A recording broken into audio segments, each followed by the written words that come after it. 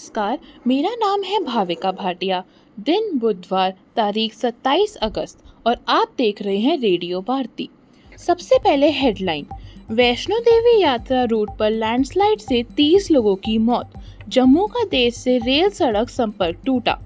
मुंबई के वसई में बड़ा हादसा, 4 मंजिला इमारत का हिस्सा ढहने से 2 लोगों की मौत। टैरिफ से अमेरिका को 500 अरब डॉलर से ज्यादा की आमदनी। इंडोनेशिया में 2 पुरुषों को सरेआम मारे गए 80 कोड़े। दोनों पर एक दूसरे को गले मिलने और चुभन का लगा आरोप। गेहूं की कीमतों पर लगाम लगाने के लिए सरकार ने स्टॉक लिमिट नियमों को किया सख्त। रिन्यूएबल एनर्जी में लहराया भारत का परचम। विशिक विंड एनर्जी में 10% होगी हिस्सेदारी। आकाशदीप ने इंग्लैंड की पिचों को लेकर आखिरकार तोड़ी चुप्पी। एक दिन 334 की पारी और क्रिकेट में हुई डॉन की एंट्री। क्रिकेट के लिए ही जमा था ऑस्ट्रेलियाई खिलाड़ी। अब खबरें विस्तार से। श्री माता वैष्णो देवी यात्रा मार्ग के अर्धकुंवारी क्षेत्र में भूस्खलन होने के कारण 30 लोगों की मौत हो गई है। कई स्थान पर यात्री फंसे हुए हैं और बचावकर्मी बचाव कार्य में लगे हुए हैं।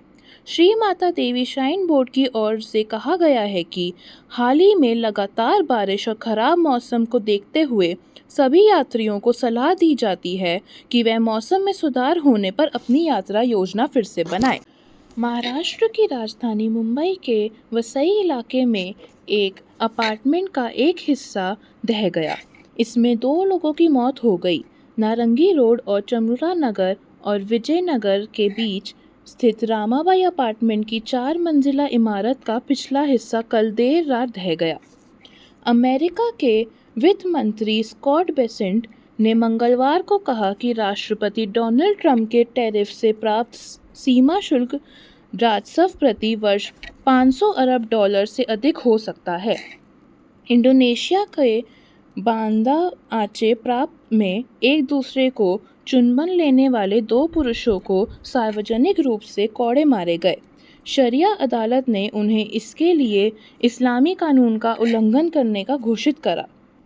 सरकार ने मंगलवार को जमाखोरी पर रोक लगाने और कीमतों में वृद्धि को रोकने के लिए थोक विक्रेताओं, छोटे और बड़े खुदरे विक्रेताओं और प्रोसेसर के लिए गेहूं का स्टॉक रखने की सीमा मानदंडों और सख्त कर दिया गया है। सौर ऊर्जा क्षेत्र में नेत्री से अपनी जगह बनाने के बाद पवन ऊर्जा सेक्टर में भी भारत की पहचान स्थापित हो रही है। भारत ने केवल पवन ऊर्जा उत्पादन में एक प्रमुख देश के तौर पर उभर रहा है, बल्कि इससे जुड़े उपकरणों के नियम में भी अपनी क्षमता मजबूत कर रहा है।